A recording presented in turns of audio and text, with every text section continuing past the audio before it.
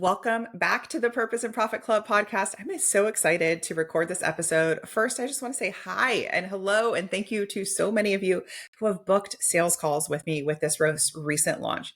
It's been such a joy to meet so many of you and connect with so many of you and listen to the deep and important work that you do. There are times on these calls where I leave and I feel like I just can't be any more grateful for this sector. Like it just is overflowing. So it really is this treat to meet with so many of you. So thank you, thank you, thank you, thank you for listening to the podcast. Thank you for your kind words about our work and about this show. It felt really good to receive too. Today we're going to talk about the wild world that we live in now, the wild world that was January, and the just tumultuous times that the most recent kind of grant funding, the federal funding that was paused in January with the new administration, and then kind of paused and frozen, and then the grant funding was unpaused and you could access it.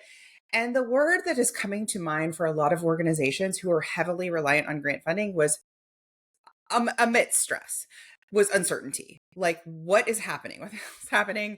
What's going on? Everything feels really uncertain. And even if you're not heavily reliant on grant funding, that feeling of uncertainty, like I don't even quite know what's happening, I've been hearing a lot of. So we're going to talk a lot about that. We're going to talk about grants disappearing. We're going to talk about, are they reliable anymore? And other signs that I'm seeing that your strategy needs to shift. Because like I said, I've talked to so many of you lately, and there is a through line. There is a commonality that I'm seeing. There's a trend line of things that you need to sunset, things you need to do more of, and things that maybe that were reliable sources of funding that just aren't anymore. And grant funding, foundational funding, those were like tried and true, historically, I'm using air quotes, safe ways to get funding, get revenue for your nonprofit. It felt like, they'll always be there for us, right, Christina? We just need to figure out how to get awarded more grants, but like the funding's there. And what we saw in this past month was not so fast. The faucet was shut off, and that left organizations not being able to make payroll. That left organizations shuttering programs temporarily. That left a lot of people in a situation that I never want your organization to be in. I never want your organization to be in a situation where you are so heavily reliant on one source that when that source has a pause, a lapse, a shut off, or just leaves, suddenly you got to close doors. So for a lot of organizations, this was a big warning sign. Okay. And if that's you, like you're not in trouble. I just want to open up another opportunity so that never happens again. Okay. That never happens again. I was talking to my husband about this because he's not in our world. And we were talking about it. And he was like, okay, well, why are grants bad? And I was like, no, not bad. Not bad. And I was like, here's what I would liken it to, because he works with a lot of e-commerce and small businesses. And I said, imagine you were looking at a small business that does 3 million in revenue a year, and they were profitable. Everything looked great. It made a lot of sense. You were seeing growth. And then I told you, most of that $3 million a year is being funded by one customer. You with me? That one customer is buying up all of the products. How would you feel if that customer just decided to pause overnight and just decided to leave and just decided to take a break? What would happen to the business? He's like, oh my gosh, that's putting all of your risk in one pile. I was like, that's it. That's what we're talking about. He's like, I got you. That totally makes sense. So if your organization is heavily reliant on one donor, and we see this with major donors where you're like, listen, those 3 donors, that one donor, that one event is make or break it, then that's how this looks. It could be grants. It could be something else. Okay.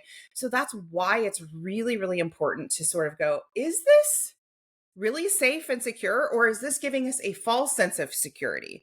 Is this giving us a dependent relationship that if something were to change in uncertain times, we're in trouble? We're in trouble. Here's the other piece. With grants. Here's the other piece with major donors.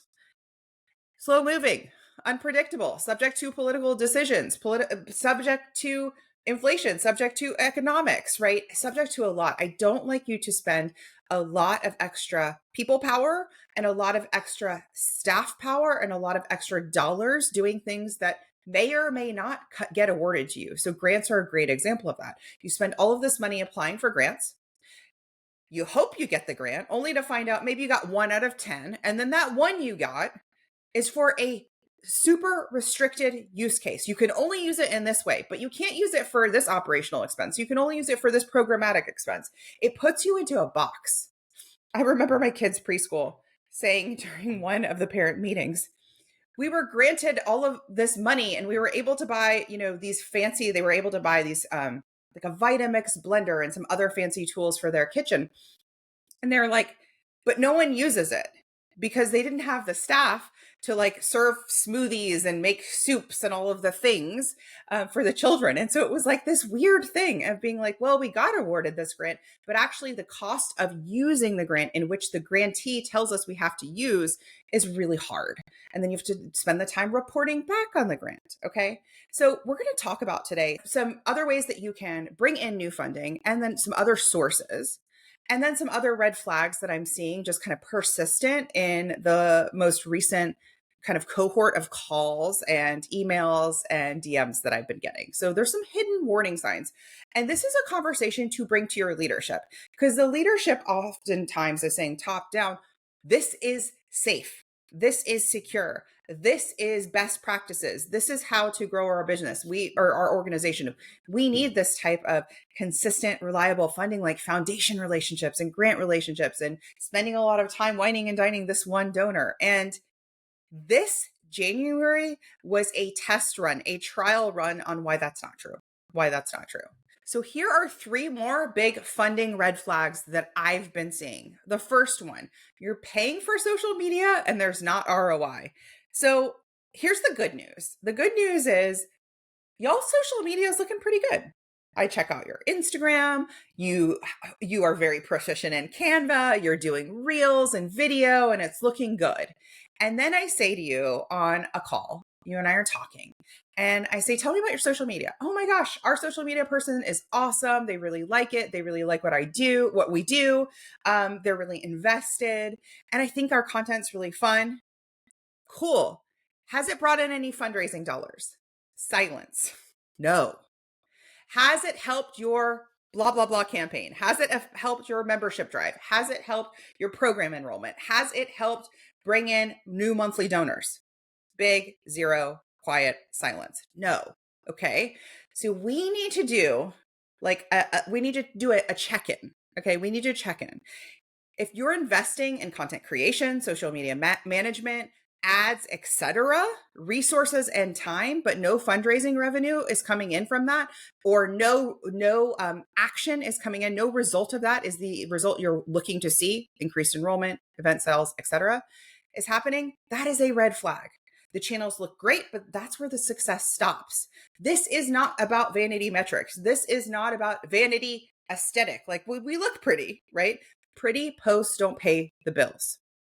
So if you're spending money on social, but zero conversions, it's time to pivot your strategy. Now, the way that I want you to pivot your strategy is this. We're going to flip your social strategy. So instead of, 80% of your social coordinator's time doing all of this content creation, management, etc., I want their time to being ambassador, influencer, street team outreach, mobilizing their street team to start a campaign. That's what we teach in the club. Then 20% of your time can be creating those lovely graphics and social posts that 1 to 10% of your audience sees anyway. That's important. We can have it. It's kind of like having your website. You need your website. We need that. But do I want you to pay somebody to make your website beautiful 7 days a week and put new website updates out 7 days a week? Not really. Not really, when only a small fraction of your audience is seeing it anyway. And if you're one of the organizations that is like, I'd love to join the club, but I'd love to join your new program, Christina, but I would love to buy one of your courses, but we can't afford it. Can I tell you, the money is sitting here in other areas that need to be reallocated. The funding is there. You need to move money around. and you need to stop paying for low performers. So I'm not picking on my social media managers. I'm going to shift gears. I was on a call with another organization and they had a part-time development person. Great. Tell me about what that development person has accomplished in dollars and cents. Not a whole lot. Not a whole lot. Actually, they're upside down. It costs us more than what they're bringing in. Red flag. Okay. Now, here's the thing. If you're hiring somebody fractionally or you're hiring somebody at more of a junior level, oftentimes, and especially if your organization is under $1 million, oftentimes it's not their fault. Okay. So if they're at a junior level, then they need to be like onboarded luxuriously with great SOPs and a very clear directive. And that may not be the case for your organization if you're under $1 million, because they may not be there yet, right? There is no, it's a little bit of like, I don't know, fly by the seat of my pants, right? I'm just going to do some donor outreach. I'm going to do some marketing. I'm going to send some emails and hope that it works. That is not a strategy. So what we do in that case is we have that development person go through our program, that person go through our curriculum. Now we've capacity built. We built them up to speed. Now we give them 60 days and we say, okay, has it changed? Has the result they're creating that they're here to create changed? Has it improved? If it has, beautiful, great. Let's continue to give them coaching. If it hasn't, it's time to find the right person for this. So this is not about, I love them, I love their energy, and they're really great. Okay, cool. But are they actually performing the result that you're hiring them to do? Okay. Here's another big one. The board thinks we just need to hire a marketing agency or a PR team to get the word out. That'll fix everything. Okay. And let's kind of like back into that. What does a marketing team or a PR agency do? So a PR agency, this came up a lot in my webinar when I was talking about influencer marketing. So a PR agency has their own network of influencers that they go to the same pool again and again and again. So you're going to pay a PR agency $5,000-$10,000 a month on retainer so that they can write a press release one time, upload it to a newswire. That's not helpful. And then go to their same pool of influencers and pay to play in a very transactional way to talk about your organization. That is not a street team. That is just bought and sold ads. Okay. That is not heart-centered. That is not matching purpose with social good. That is not it at all. And if your board wants you to hire a PR team, you better have a good reason why. Are you rolling out a new partnership with LeBron? Okay, that might be press worthy, right? Are you doing something that is true press release worthy? Because a press release will not fix your problem. I've sat on a lot of calls. I'm thinking about a couple more historically where they're like, "Can you write a press release about this?" And it's like, I can, but why? What are we accomplishing with the press release? Oh, well, we want to get more program enrollment. We want to get more major donors. Y'all, a major donor does not come from a press release. Okay. We want to get new monthly donors. That's not going to come from a press release. Okay. So it's really important to make sure that you're not just throwing this over a wall to an agency is going to solve your problem. Press coverage, hiring a marketing firm will not magically unlock donor dollars. The call's coming from within the house, right? It has to start with you. Agencies produce deliverables, but not donor relationships. Okay. Leads don't equal conversions and without a follow-up plan. It's just putting it out there and kind of wishing and hoping. So if you're spending money or thinking about spending money on outside firms, instead of funding donor-centered strategies, you're solving the wrong problem. And in fact, if your board is thinking about doing this, say, if we're going to spend $20,000 on a PR firm and a marketing team for a rebrand, can we actually do this instead first? Because a social street team is scalable. Can we do this instead first? So we know we are actually activating the people within our network, our followers, and converting them into super fans and funders. So I think it's important to remember that grants are unreliable and out of your control. They can be a part of, it's like you're baking a cake. They're part of the cake, but a flour alone won't make a cake, right? It takes other things. Social media and PR look good on paper, but don't always convert. I want you to be on social media. I want you to get written about in the news, but throwing it over the wall to an agency and expecting a strong ROI is not how we do it. It's not how we do it. It's not how you should either. That's not how you double your next fundraiser. That's not how you bring in 50 new donors. That's not how you get 100K in new funding. Okay. Keeping low producers around is costing you growth. And sometimes that's a hard truth. right? That's a hard truth of realizing that maybe you don't have the right person in the role. But before you decide that, I do want you to ask yourself, have I given them the tools to succeed? Do they know a better way? Have they been properly trained? If the answer is no, have them go through our program, have them go through our coaching, have them go through our courses, then make that decision. The fastest and most effective way to create sustainable funding now is through individual, private donations, and influencer led campaigns. It's not through some sort of long cultivation cycle. It's not through long term foundation relationships. It's not through a legacy giving, which takes years and years and years to see that gift. It's not through endowments. It's not through any of that. I was sharing a lot of examples on this most recent webinar, and, we look at things like the Ice Bucket Challenge, which raised 220 million in 8 weeks, right? We look at things like Twitch streamers that have raised millions of dollars through charity campaigns in live stream campaigns in a week at a time.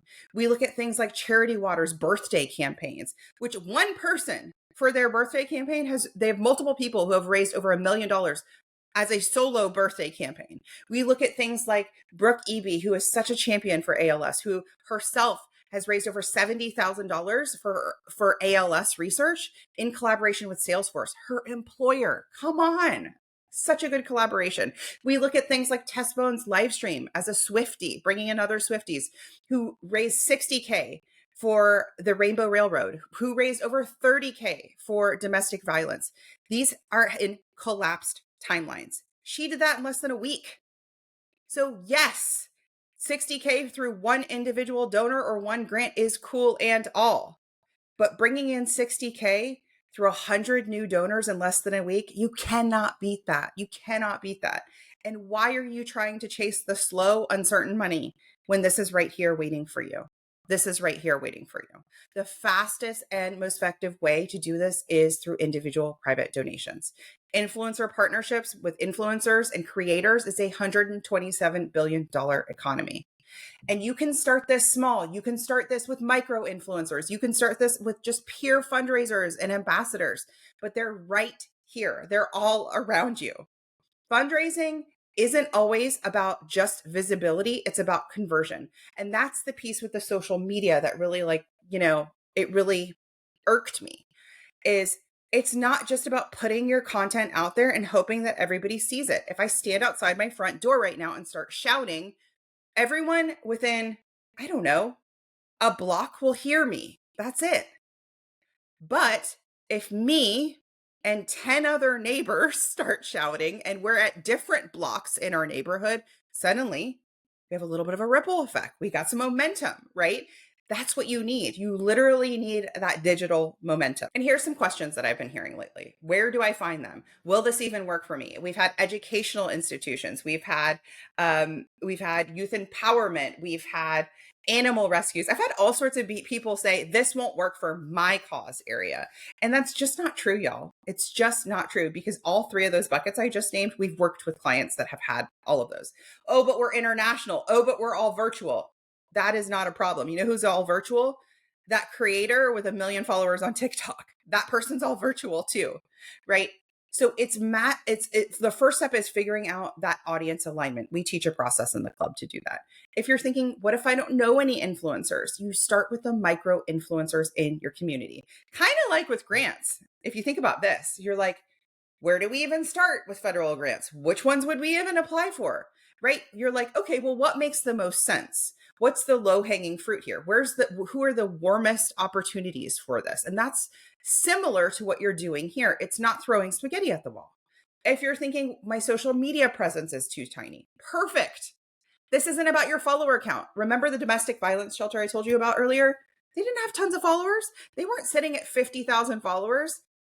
They had less than 3,000. It wasn't about their audience size. It was about the audience size of their ambassador, of their advocate, of their person championing this nonprofit, this mission. If you're thinking my team is too small, your team is too small. Influencers bring in their own audience. You don't need extra staff for this. In fact, you're probably contracting out or currently have staff that could be allocated for this. This is higher ROI. That grant writer, somebody was saying like, yeah, you're paying a grant writer to write this grant for $5,000. You don't even know you're going to get. And if you get it, it doesn't compound. It's one and done. If you get it, then you got to pay the grant writer to report on it. It's like, why are we doing the things we're doing? Have we stopped to ask, is there a better, faster way? And that's the part of me that loves the for-profit sector so much, because that's a question they ask themselves every single day. Is there a better, faster way? Is there a better, faster way? The answer is yes, there's a better, faster way. That's why we invest in tech. That's why we invest in automation. That's why we innovate. That's why an organization like Charity Water has collapsed their timeline and seen so much growth in such a short period of time. That's why they're a $100 million organization and really just getting started. They went digital first. They went ambassador first. They went bold school, not old school in their storytelling. They were willing to create their own path. They said, all right, we are a nonprofit, but here's the nonprofit highway. We're not going on that highway. We're going to go build another highway. We're going to build a road. We're going to go on a dirt road instead. I see no one else has carved this dirt road path very much, and we go. That's how you do it. And if you're thinking this sounds too complicated or out of reach for us, or too expensive, or maybe later, you already have potential donors in your network. You just need a strategy to convert them. You just need a strategy to upgrade them. You already have wasted budget that could be redirected towards real results.